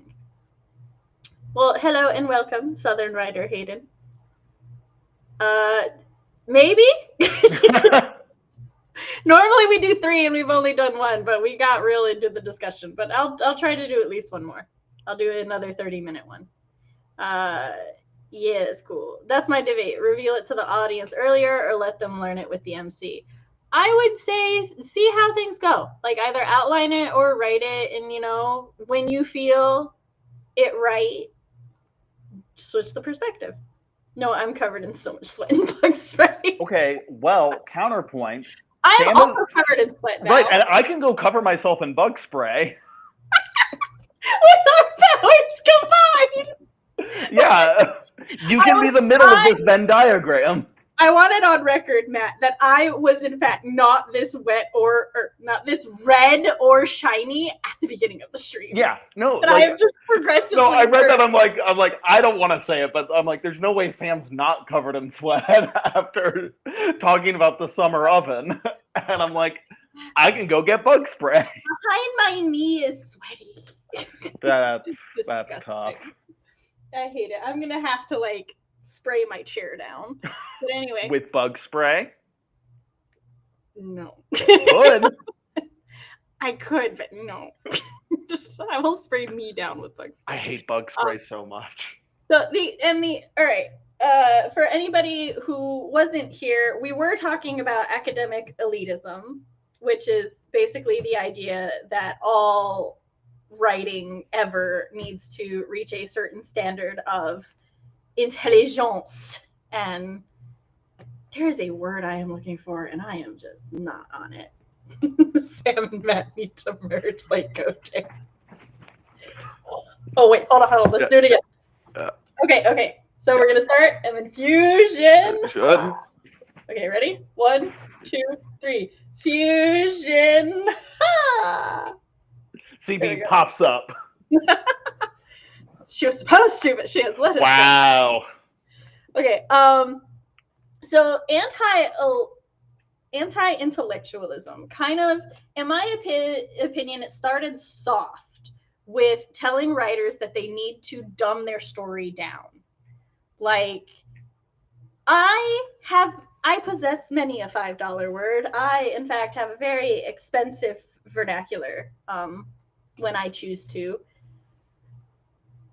And I don't like you were saying, I don't want to dumb it down too much for readers, because like I want to write for readers much like myself who like those $5 words, who appreciate using them. I greatly enjoy the fact that Cheryl and Kenyon use the word apropos as opposed to appropriate, because apropos has a like more like it's more specific in intention. And but my husband will still make fun of me for saying apropos. I don't care, it's fun to say. But and so like also when I was taught how to read as a child, I was taught context clues are like your greatest tool for learning any word that you don't recognize, right? And that was before we could just Google words. Like now you could just Google what a word means and bam, you automatically know. Yeah. I don't want to stop reading all of the time to figure it out, but there are some times, and I enjoy learning about new words. But I will still like it's a complicated road, because it's like I want to be able to write this way, so I don't want to dumb my writing down too much. But also I understand the need for the audience to understand what I'm trying to tell them. And it like the anti-intellectualism just kind of got worse and worse, because it went from, you know, dumb down your words to don't trust the reader at all. Right. Like the reader is not going, if you don't say the door closed, the reader is going to be like, but like, I don't understand that a door could close by itself behind a character. Yeah. Or like it's the idea, there are so many things that basically you have to hold the reader's hand at every moment. That like a character's intentions or motivations have to be on the page, or they're not going to understand what you were trying to do. And it's like, no, a lot of readers are pretty smart. They pick up on those things, and if they don't, then it's okay. Right. And that is, I think it is okay for your readers to be confused sometimes. Yes, that too. It's okay if they don't know what some of the words mean. That should be okay. That's allowed. It's kind of like, I forget, this is maybe a weird comparison. It's like there was a director, some big name director, I think it was Scorsese, was asked about like, they're like, hey, like movies in general are kind of moving towards like shorter movies, but you're still cranking out these 3-hour movies. And people are like, when are they supposed to get up and go to the bathroom during your movie when they're watching it in theaters? And he was basically like, just go piss. Like, what are you talking about? Like, you missed something. It's fine. Like, if you like, you'll be okay. Like, just go. Like, what are you talking about? Why is this all of a sudden this notion that movies have to be short enough to where no one ever needs a bathroom break during them? And I feel the same way about like Fox books and yeah. Sorry, Fox is going to bring up a thing that I actually was going to use for a slightly different point. He said, it's okay if your readers are dumb unless they don't understand mermen, in which case they can leave. Agreed. Which brings me to anecdotal, whatever. Anecdotal. Thank you. Little thing of, so for my beta readers, there were a couple things in All That Glitters that they were misunderstanding, that I was not okay with them misunderstanding, and was causing too much confusion. So one, I was okay with the readers not completely understanding Raina's motivations. Like that was okay, because I wanted Raina to be a little mysterious. I wanted to be like readers to question her motivations. I wanted them to be like, is she naive or is she using Eric? Like I wanted that thought, that question in their mind, right? So I was okay with that. I was not okay with them hyper focusing on, oh, well, if Eric's a hunter, is that why he can use water magic? And I was like, no, I need them to know he's a merman. And so I added a apparently highly controversial piece of dialogue where it just says something about Eric being he's like, I'm Eric, like Prince Eric of the Merfolk or something like that. That's literally all I did, and Matt and Fox have never forgiven me. Never. Flip the table. Also, another thing was a lot of people thought Eric like went off and killed himself at the end of All That Glitters. That was another thing I was Well, not okay with. Like, I'm generally okay with different interpretations of my work. That was not one of them. So you definitely have to pick and choose like what you think is okay for yes. readers to not understand. Also, like Eric's motivations and feelings. I was perfectly fine with people not understanding where he stood on things, right? I'm like, that's okay. He's a villain. I don't want you to think he's a good guy, and I, want you to kind of question certain things. But those two things I was definitely not okay. So I made sure that they were very clear. Yeah. On the flip side, for Not For Her, I don't want anybody to question Jamie's motivations. I want it to be very kind of clear, or at least I want enough people to pick up on the ballpark of his motivations, just because the other interpretation is so not okay. So I need that clarity. But anti-intellectualism got even worse, or is getting even worse now. And this was like the main thing that Danica and I talked about, because now traditional publishing and TikTok reviewers are trying to push. So basically, self-publishing became more accessible, right? But the tools for professional level publishing were still behind doors, right? Like editors are expensive. There's no ifs, ands, or buts about it. It is an expensive investment that one should do, right? Because it improves, generally it improves the quality. I have now heard from some reliable sources that traditional publishing is actually starting to skip editors, because self-published books do okay without editors. So now traditional publishing is starting to skip editors and the editing process so they can push out books faster. It's so fucking bleak out here. And there are some readers who, oh my God, I've genuinely seen a couple reviews where readers complain at how many words there are in between dialogues. Like, yes, they're like, this book has too many words. They just want to read the conversations. Dude, read Green Eggs and Ham again. Which I'm like, bruh, if that's your problem, go read comics. Like, oh my God. But yeah, it's literally, and these things, and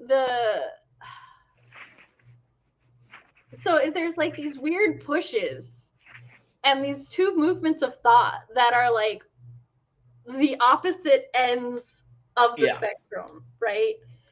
And it's like trying to argue somewhere in the middle that like, no, books need to be like, y'all know I hate gatekeeping.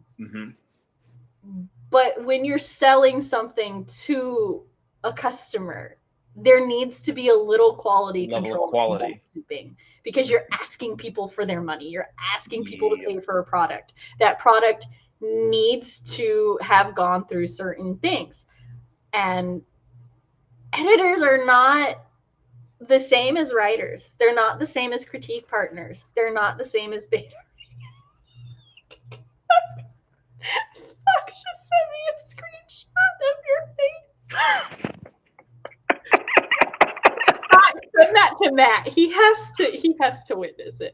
But sorry, that threw me completely off. Oh yeah, there needs to be like editors are trained, and it is literally their job to be like, oh no, this grammar rule, if you break it, it's not going to make any sense. Right. And when it's like, no, this is perfectly fine. Like, your story is communicating what it needs to, and you're good. And I've seen lots of reviews and stuff too, where they're like, oh man, this book comes across as like unedited, or this book is unedited. And I'm like, how do you know? Did you see the first draft? Yeah. Like, does it just not meet up to your understanding of certain things? And so you saw the face. Yeah. Oh, that rocks. Fox describes this as the expression of a hero let down by the world.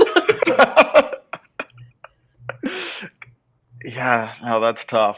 Oh God. Yeah, And like like, and reader reviews do matter when it comes to things like this because traditional publishing is going to follow the dollar. So I don't want my words to be deleted in between conversations. no, like I'm gonna chew on the table. I So that's what I was talking about with anti-intellectualism. It's the idea that one, we should treat readers like they're stupid, and then some readers being asked to be treated like they're stupid. And I'm like, no, baby, I don't want to treat you like you're stupid. You're not. You're a precious being. You can figure it out. uh If all you want to read is conversations and sex, go read erotica. like, and don't get me wrong, I love me some dialogue. My favorite part, I would say. But just, you just can't have candy for every meal. you You cannot. gotta eat a vegetable every once in a while. You And gotta read a vegetable every once in a while. this may be mildly controversial, but I have read and enjoyed many good stories that had no dialogue. So Yep. I will admit sometimes my webtoons have a little bit too much narrative. That's a comic. I didn't come here for narrative.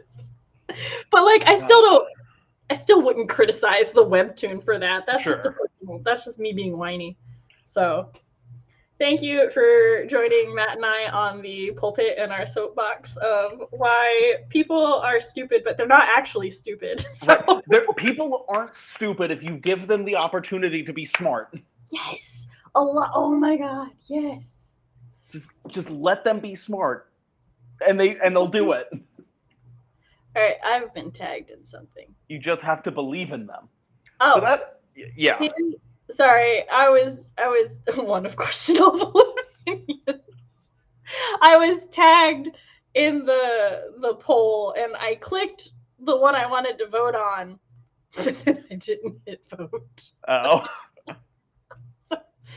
All right, but oh, Yeah, go I was ahead. gonna say I was gonna go on a tangent unless Go you on the were tangent while I set us up. We're okay. gonna do a 30-minute sprint to make up for the fact that Cool. we will not be doing too much. This then, like this talk of like anti-intellectualism and like what audience are wanting and how the industry is shifting brings up a topic that I have been chewing on for a while, and it's like it's an issue that like has two sides, and I'm starting to fall into one camp, but like I want to preface I could not have less judgment for people that are in the other camp. I just think it's what people Yeah, want, we'll see if Fox judges you. and it's the war between when you're creating art. Are you trying to make money off of it, or are you trying to make what you want to make?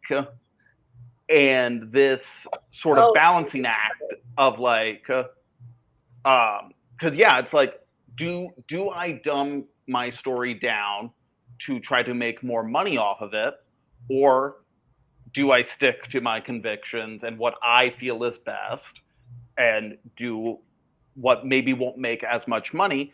Because then that also is the question: if it isn't successful, your story is now reaching less people, and that's maybe bad.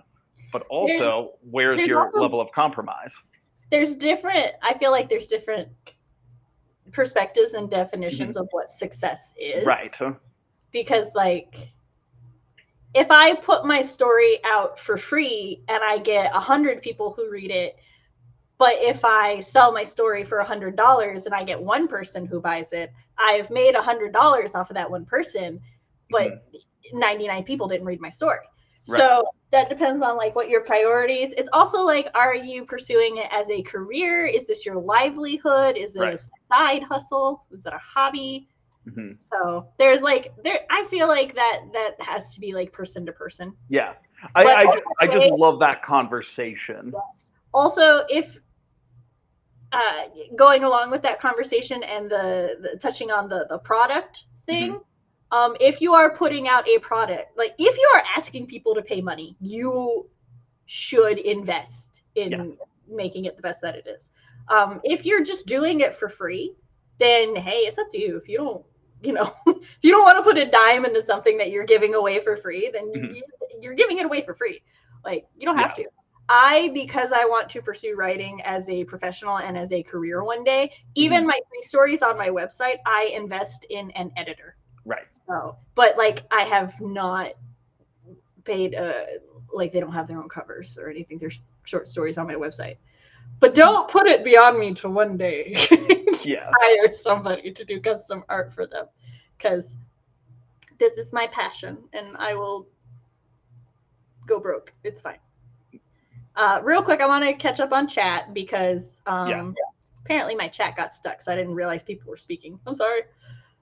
Hayden said this 100%. I'm from the rural South. I'm in college. It makes things difficult with regards to storytelling and communication alike. Readers should at least every now and then encounter confusion. Yes. Mark Twain, a very like well-known, respected author and whatnot from the South. I think from everything that I've read of him would concur with us. If someone knows all of what's going on at all times, there's no room for growth. Yep. Laura had to edit the ending of my gothic romance short story to make it less subtle and more clear at the magazine's request. Then it sold. Yeah. No, don't skip editors. Never skip your editor. Please don't. I will say, like, I know people who will be like, but I want to like buy a good cover art, and like basically they have to pick and choose between buying a cover or buying an editor. And I'm like, hire the editor, because guess what? You can always update the cover later. Like that's a thing that happens in publishing all the fucking time. And I know that like it probably kills Fox every time I say that, but like if I gotta pick and choose. Is that how Lightlark got published? Lightlark got published, I thought, because the author had connections in the industry. Yeah, with the like hiring an editor, the comparison I always use is restaurants. If you're gonna open a restaurant, your oven better fucking work. Yeah. And I don't care if the oven's expensive. You need the oven to work to have a restaurant. You need the editor to have the book. Also, I will say that some authors, much like some directors, get popular and to their own detriment get more freedom than they should actually be allowed. Because like they were good and they made good quality things when certain gates were in place, and then once those gates are gone and nobody's telling that, like basically nobody's being like, oh yeah, no, it would be like better if you did this or you did that they go in an echo chamber and their work actually suffers for it. Sometimes people got a bowl with bumpers. Art can be subjective and objective, and good art is typically both. Good art can be poorly done, bad art can be done well. Yes, I concur with this.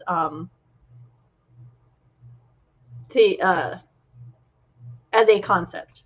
Yeah, I would give us description, baby. No descriptions, none for anybody else.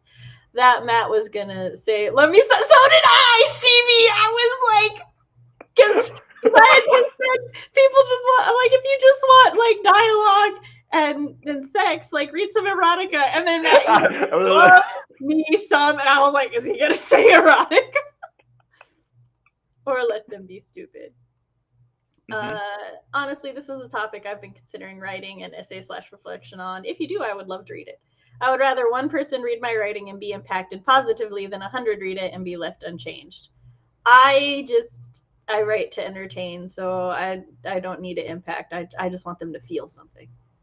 Unless I don't need my impact to change them. I just want them to feel something. I think is my goals. College kid, fuck that ain't me no more. It's only me for 3 more semesters. I believe in you. What's your major? Don't gotta answer. History with creative writing minor. That's a good combo. That is a good combo. Probably gonna take a job as an admin assistant as soon as I finish classes and live on campus for a few more years. Plenty of time to write in a familiar environment I love at far better prices than I could get anywhere else in Nashville. Yeah. Oh, you're in Nashville? Sorry, if I live an hour-ish from Nashville. So I'm always excited to see a fellow Tennessean. Yeah, love learning history. We will go into our last sprint. If you got, well, we will take that. How was your weekend down? If anybody came in the middle of that chat, I do highly recommend going back to the beginning. It would have been like, what, an hour-ish in? Yeah, about an hour-ish in. Yeah, so going back about an hour-ish in, and you can listen to the discussion from the beginning. And we got a 3, 2, 1, go.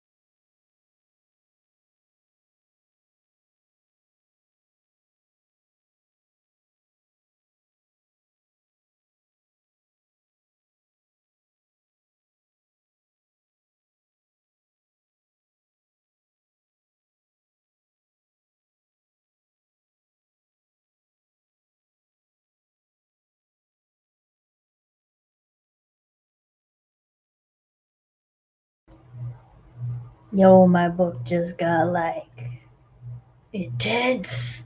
Damn. I inherited a bank. Right. Um.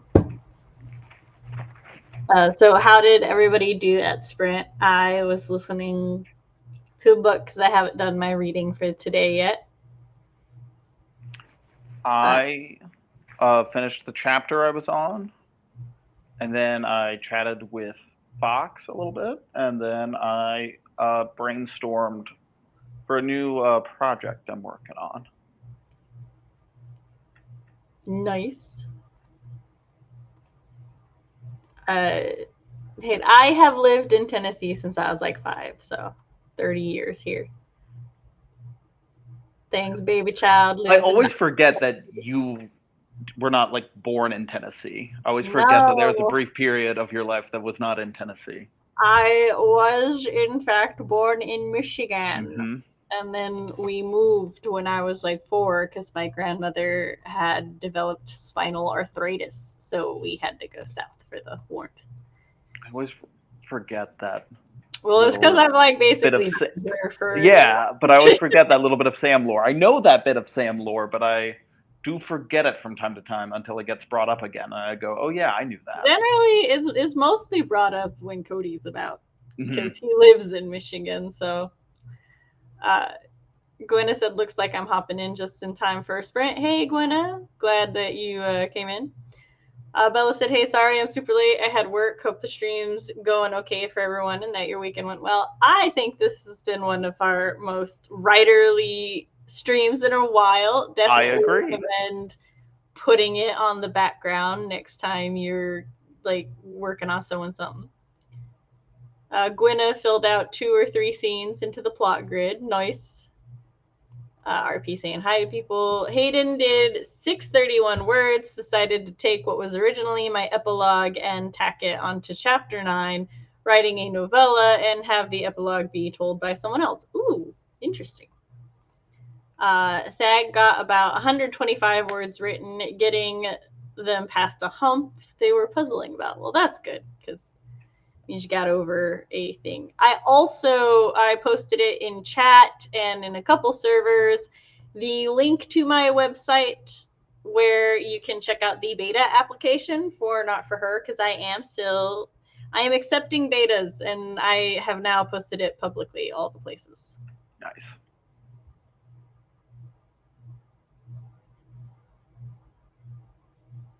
Oh, hold on. Fox says, imagine talking about writerly things and having mostly good opinions, except for Matt's singular bad opinion. The concept is strong.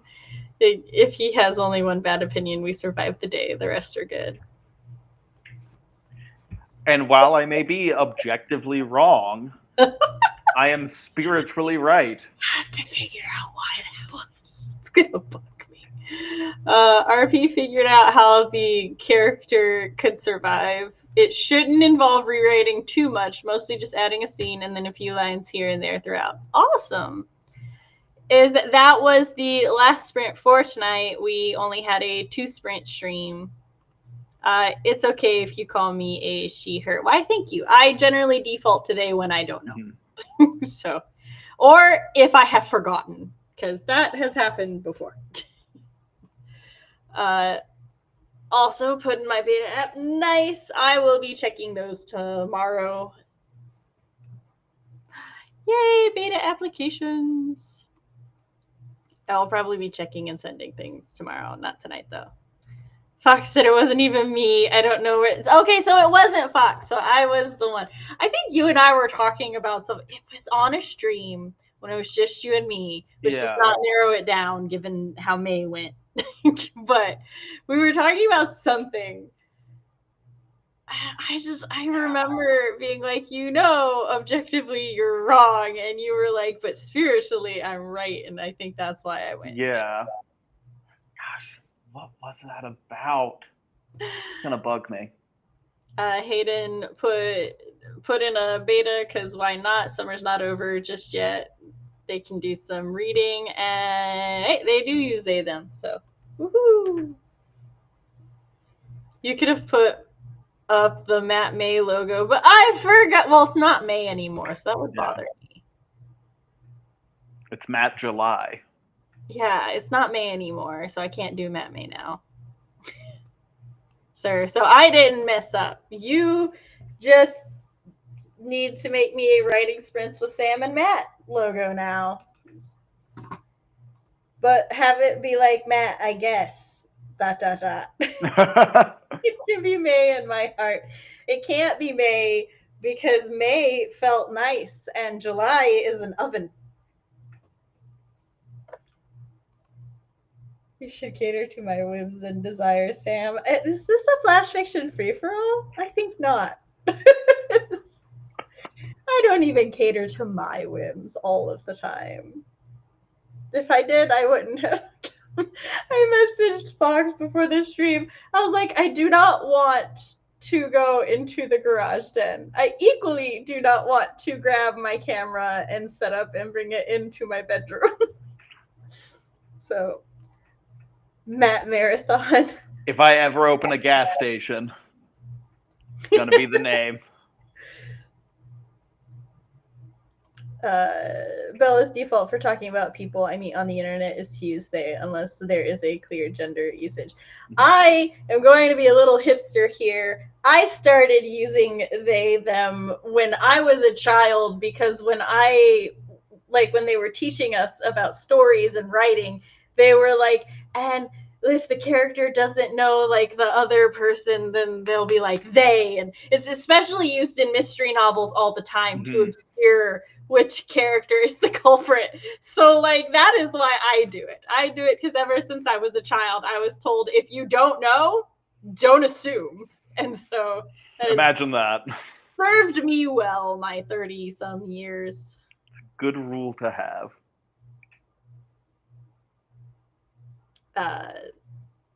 Matathon. Matt May is a thing because for 2 Mays in a row now, all of my regulars except for Matt have been busy. So now it's gonna be Matt May. It's gonna be Matt May. Now it's just a thing. Fox said, but it could be. You could stay here for another 3 hours. I can give you No, Fox, you not see. I have become a tomato. This is not my natural state. Pop up for a and I think Matt has work probably. I do. He has to sleep. Yeah. I do. I am afraid. Unfortunately. Fox said, I know you're melting, but come on, the challenge is ready. Matt doesn't need sleep. He's good to go. You are paper white, clearly fine. Paper white would also be concerning for me. I am not that pale, even though the light may mislead. But all right, we're going to go ahead and wrap up here because we have come up to 3 hours now, and I fear if Matt and I choose another writerly topic. It'll be game over, and I do have to go to bed. So I will be hosting Whip Wednesday on CB's channel this Wednesday. I will be at Comic-Con in Alabama this weekend, and Matt will be joining me again next Monday, probably. We'll see. I reserve the right to not because it's the Monday after a convention. So, as is your right. Yes. So we will catch y'all later. Bye.